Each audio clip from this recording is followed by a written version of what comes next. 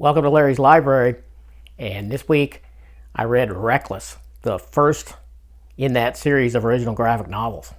And this one I actually read with my cousin Elmo. He read it too, and he dropped by the library, and we had a conversation about that. But we will get to that in a little bit. First, let me give you a few details about the book. This is by Image.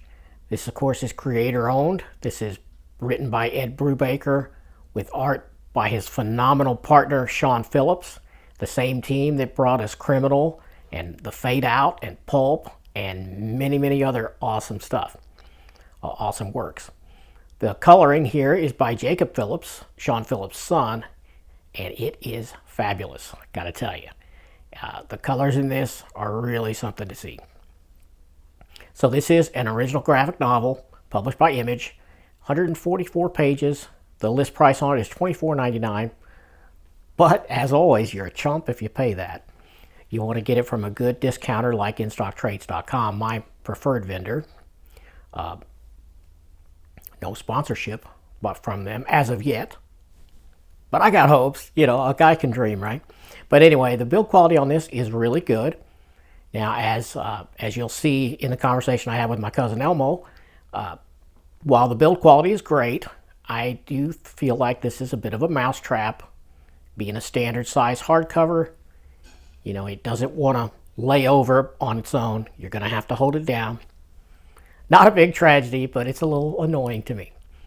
But at any rate, like I said, this is an original graphic novel, and it is standalone. You can read this one without having read any of the other books in the series. And while it is a series, Ed Brubaker stated that he tried to make these as standalone. You can just read one, and it doesn't matter what order you read it in, according to Ed. But I recommend you start with this one because it is the first one. So this book introduces Ethan Reckless, and it is set in 1981. And this is a really engrossing pulp tale of crime and betrayal and, yeah, all of that good stuff. And it is set in Southern California, which is a departure for, in many ways, to what you would expect from an Ed Brubaker Sean Phillips joint, in that it's not so dark and it's very bright because it is sun-drenched. But don't let that fool you, because some harrowing stuff happens and there's a lot of violence. There's even some gore.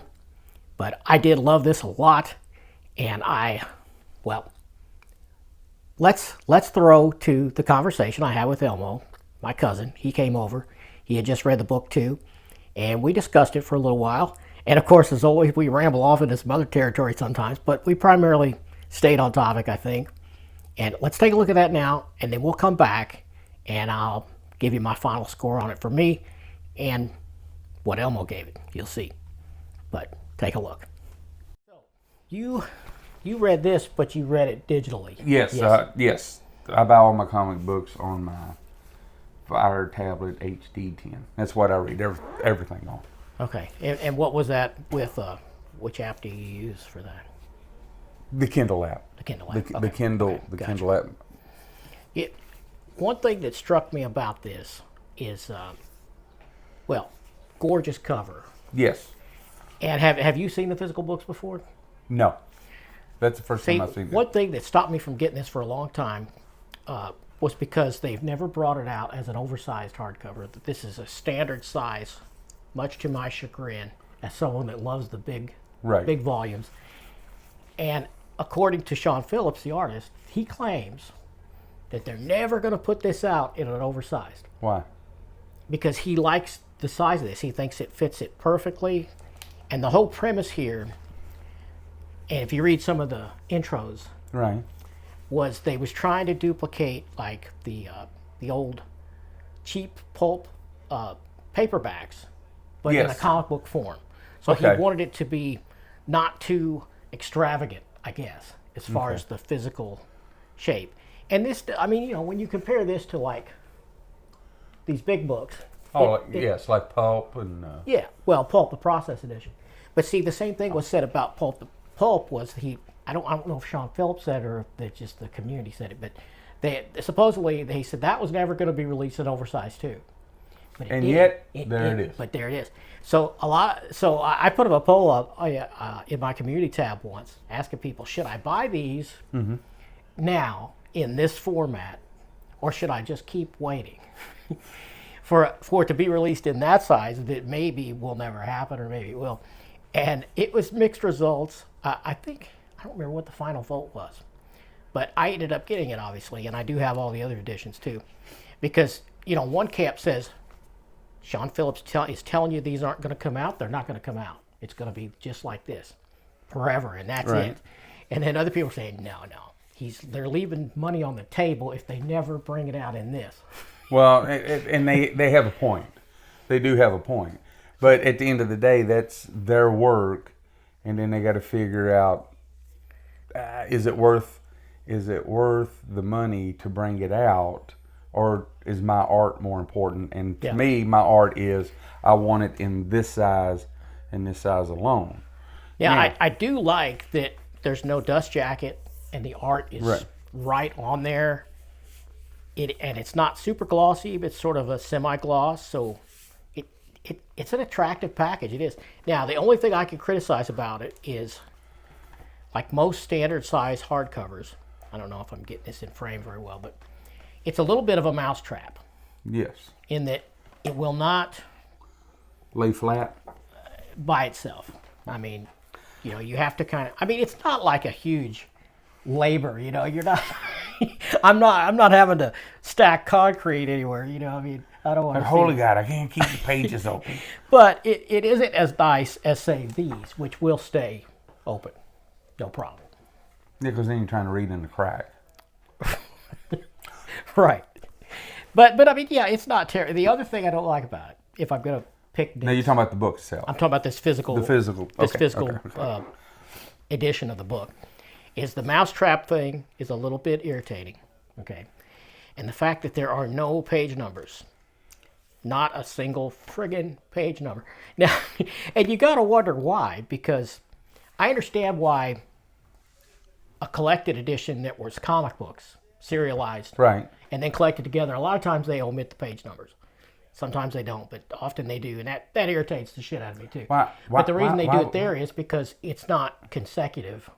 They would have to renumber everything. Why would they? Because the original books were 1 through 32. Okay. And then 1 through 32 over and over and over again. They'd have to go through and But it's a different book title.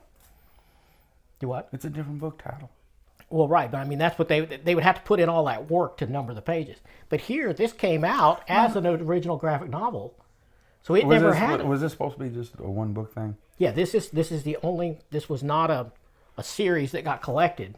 This just came out just like this. No, I get that. No, what I mean was, this character goes on to another book, into another book, into another book. He does. Originally, was that character supposed to be a one book? Well, what they decided from reading the intros and the extra materials that's in there is that Ethan Reckless, the main character, is going to be featured in the other novels, and he is. So this is the Reckless series, but you notice there's no volume number.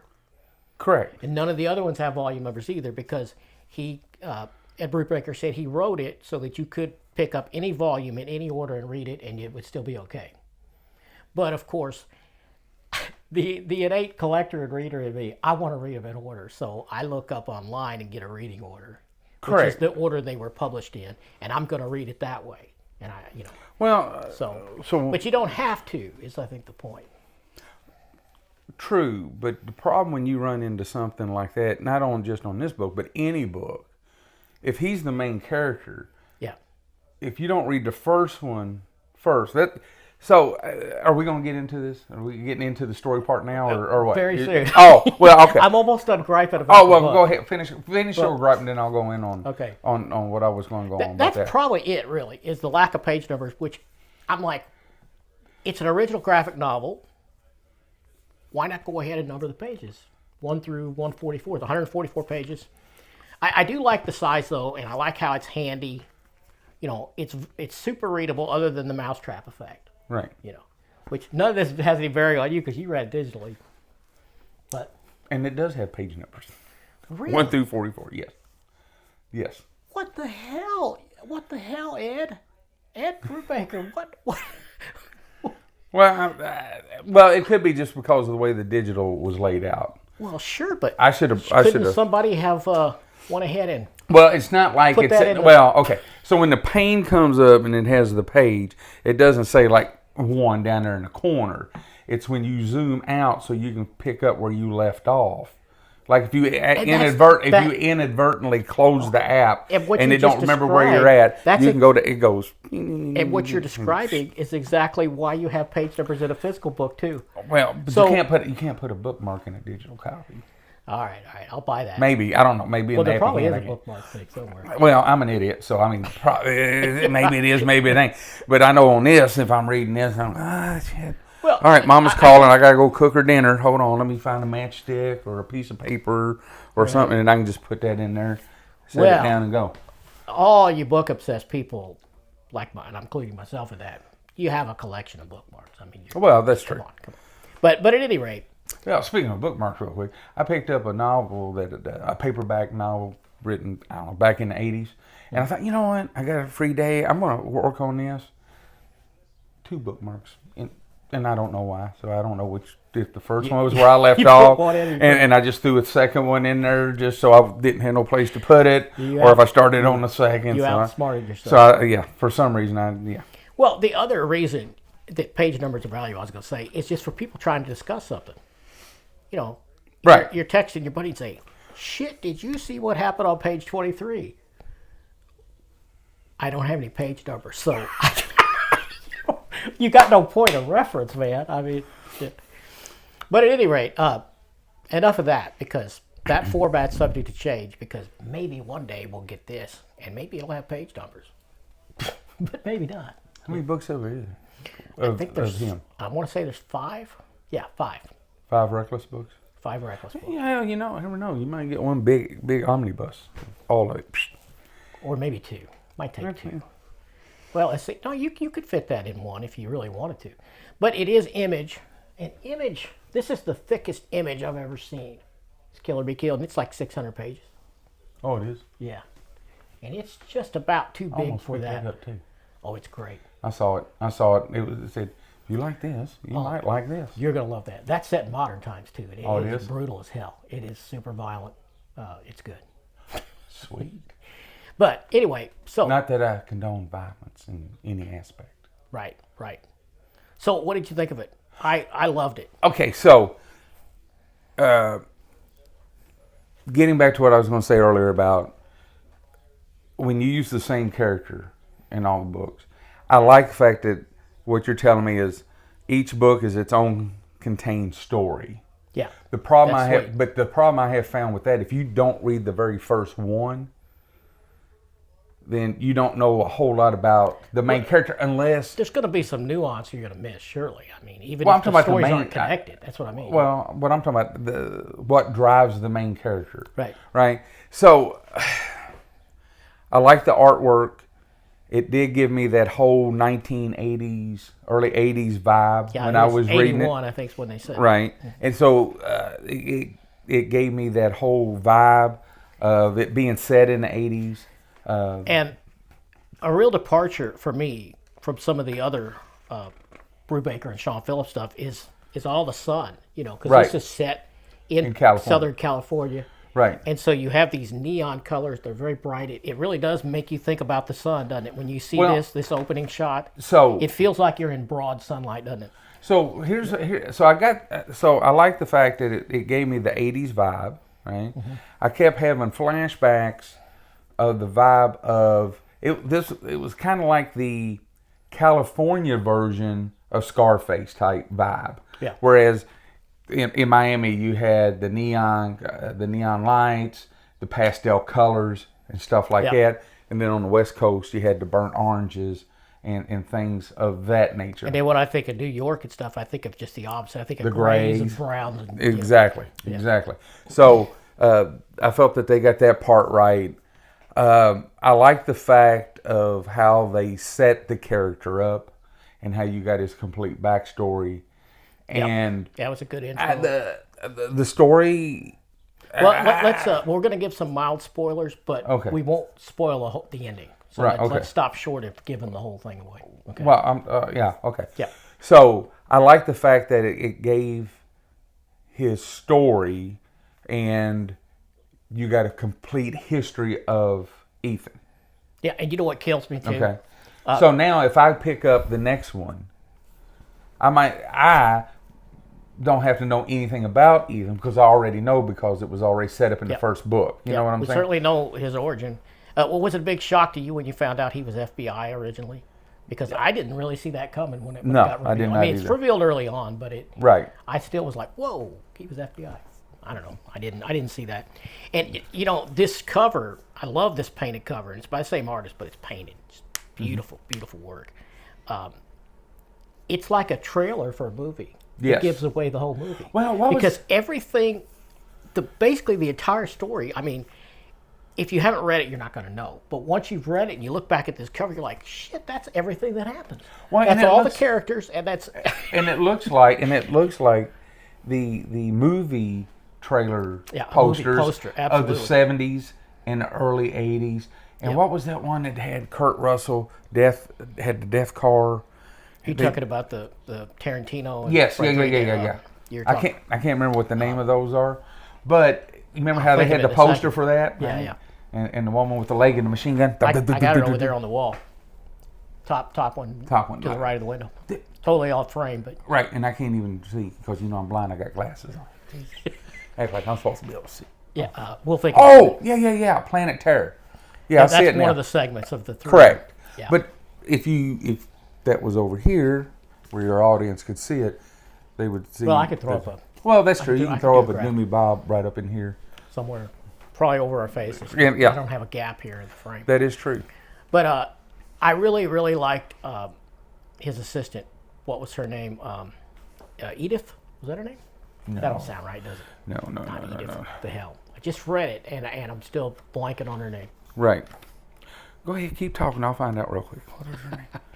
Jesus Christ. I'm hoping that, and I think she is, because I was going to say I'm hoping she's in some of the next volumes of Reckless, and I think she is, because I think she's on the cover of a couple of them still. I think you're right. I've only read just the first volume so far, but I think she is in some more of them. His punker assistant. Yes, Punk Girl. Dude, what do you think about that? I like that right there where it's got the actual actor. Yeah. That's and his love of film is throughout this, and he's living in in an abandoned movie theater. So that was really inspired, and I can't think of that being done anywhere. Can you? No. As far as a movie or a film with this sort of setting. I like this part here. She says she's trying to get him to take jobs because he's real picky about the jobs he takes. Right. And I guess they need money, and he's just refusing all these jobs. And one job is to repo a car, and she's like, "You're not going to take it. It's $2,000 to repo a car." And he says, "I know, but I hate car people." And she says, "You hate all people."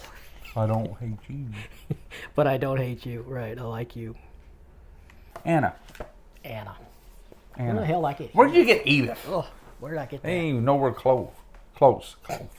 They ain't even nowhere close. Edith. Now, I will say that the art of this, while I liked it, and the more I read it, the more I liked it, some of the pages seemed like they were kind of sparse. Yes. Not as shaded as much, with less detail than like what I'm used to with some of his other works, like Pulp and The Fade Out and some of the other stuff. I'm not sure, and I didn't really care for that. Wasn't a huge fan of that. I mean, I assume it was a choice he made, a stylistic choice, but it's not throughout. It gets it. I mean, like this page here looks just like, the level of detail that I'm used to with Sean Phillips, and I love that. It's almost like the darker tones has more detail. I mean, look at that. I know. Look at that, and if this looks like ass, I'll put a graphic over it because it might, the glare and all that and the angle. See, that's one of the downfalls with trying to do a YouTube show with a cell phone, because I don't have any easy way to monitor what I'm doing here. I have to set up the shot, and then hope that it's all working and that everything is in frame, because I don't have a monitor to watch myself with. Well, it's a hillbilly operation. Man. Come on. One day, I'm gonna spend enough money that I'm gonna have me a real camera with a screen that I can rotate around. It'll be a production studio is what it'll end up being. Well, I tried to do that now. I got 2 rooms I'm shooting in now. But wasn't you looking at a camera? Didn't you buy a camera? Or no, I didn't buy the camera. I had it in my cart. And I hadn't loaded it up. Never pulled the trigger. Right. Okay. I think the quality. Because you research yourself into something, and then you turn right around and research yourself right back out of it. I'm a mess. I'm a lot. Huh? I'm a lot. Oh, well. Yeah, but was you surprised by the ending? Which we're not going to give away the ending, but. Yes. Yes, somewhat. Yeah. I was surprised that he was FBI, or that he was at one point FBI. Yes. But I like that the character is super flawed and makes no bones about it, Now, what about the plot device here where he has an 800 number set up where people can call with their problems and hire him anonymously? He was the equalizer before the equalizer. I was going to say, where have I seen that? Because I've definitely seen that. It was Equalizer. With the short British guy. Right. I don't think the one with Denzel Washington. I don't think he hands out cards. I just think things just happen and he just rolls into it. Right. Whereas on the TV show, he had a card, a little Pelican, and it had a phone number. Well, I don't know if it was 800, but it had a phone number on the back. That's all it had. Now, if you need help. The plot here is that he has this, and I don't even think he really advertised. It's just word of mouth. Yes. If you find out, you get that number, you call it. It's all screened. Anna, we got her name now. Mm-hmm. Anna screens it all and just comes and tells him what the job jots it down and says, "Okay, you got this repo for $2,000." He's like, "No, hate car people, not doing that. He doesn't want to do that." And he just makes enough money with these jobs. To be a surf bum is what it looks pretty much like. Yep, that's all. And pay his assistant, and pretty much it.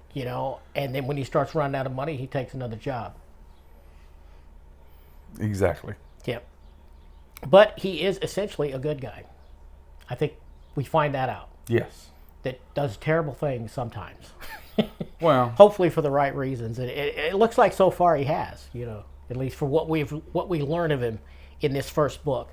And this one is just called Reckless, isn't it? It doesn't have another name. Yeah, it's just Reckless.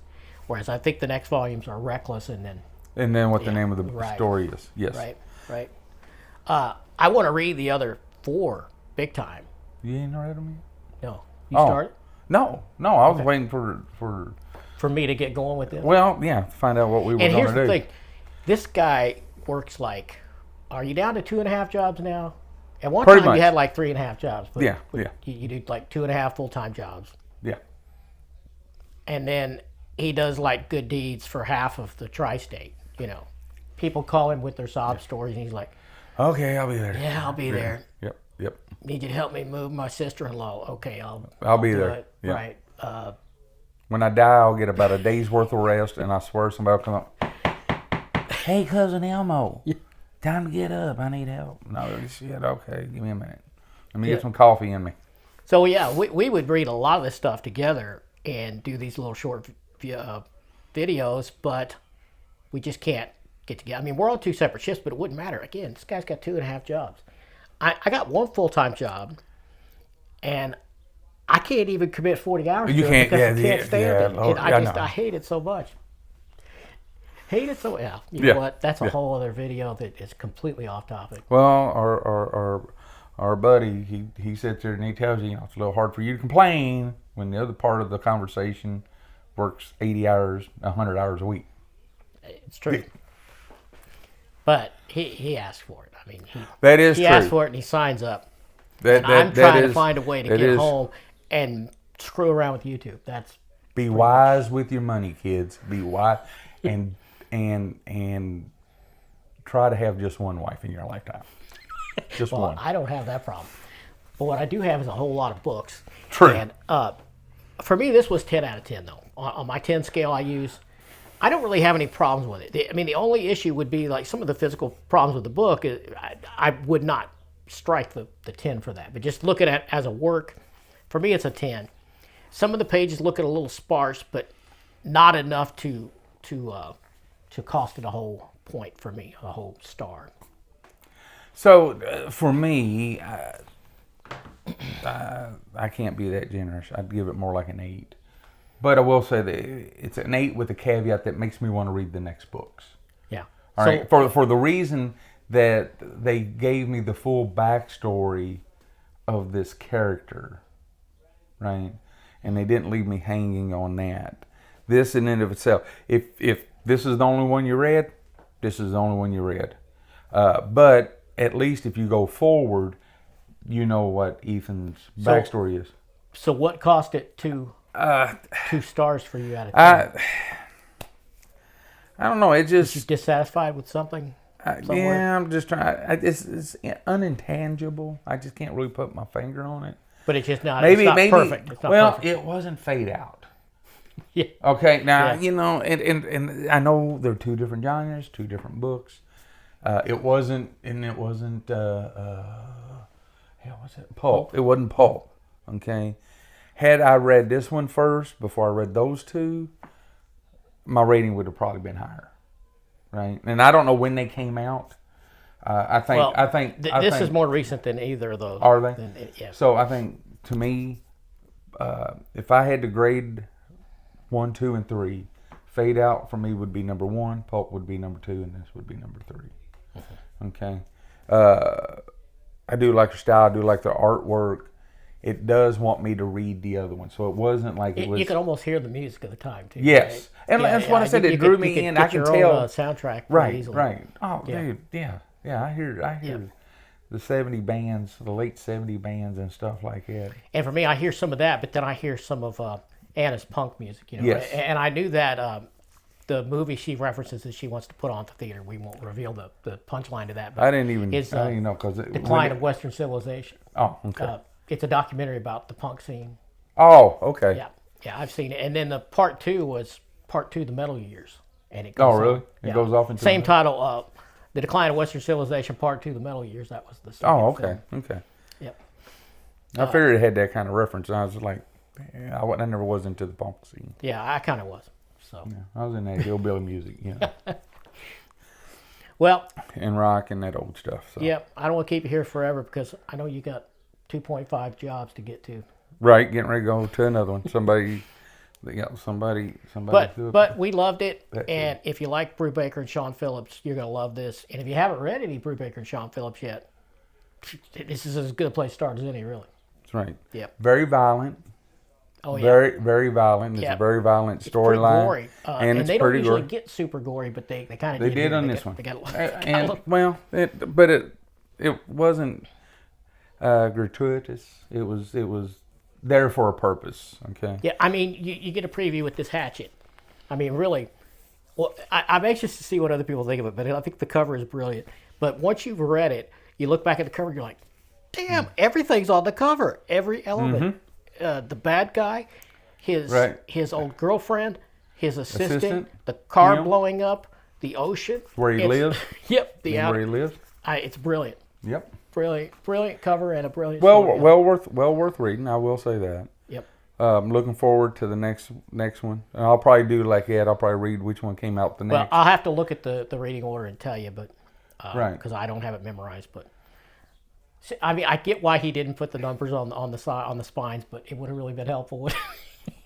Well, the good thing about that is if you don't, you can end it at any time since they're self-contained. Yep. If he felt that it wasn't going nowhere, I mean, he could have stopped right there. I said, okay, that's fine. If he wanted to go 2, 3, 4, he can even pick up and go 6, 7, 8, 9, and 10 too. Right? Okay. Well, and that's the cool thing. We better stop it here because I don't know how much battery I got left. So remember, kids, violence is not the answer, but if it is, then you can't beat a good piece of hickory. If you can find the 800 number and you got a problem you can't solve, you might call Ethan Reckless. That's right. Okay, I hope you like that. I had fun talking to him about it, and we do plan to do the rest in this series, in the Reckless series. We're going to read them in order as they were published. But at any rate, My final thoughts on it is, like I mentioned in the conversation with Elmo, I love this. To me, it was perfect. I'm not going to change anything about it. I mean, I'd like to see it in oversized, of course, but we got what we got, and I did love the story. This is a 10 out of 10 for me. It's got an awesome beginning, has a really good ending, and it introduces some awesome characters. A couple of them in particular, Ethan Reckless and his assistant, Anna. So this is 10 out of 10 for me. Hope you really liked this. Hope you liked the conversation with Elmo, and I will see you next time.